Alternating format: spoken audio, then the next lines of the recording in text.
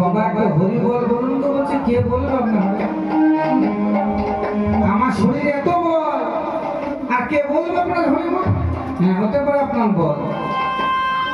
আপনি বলের জন্য অনেক কিছু করতে পারেন, যা খুশি করতে পারেন, দিনকে রাতও করে দিতে পারেন, কিন্তু শুধু এক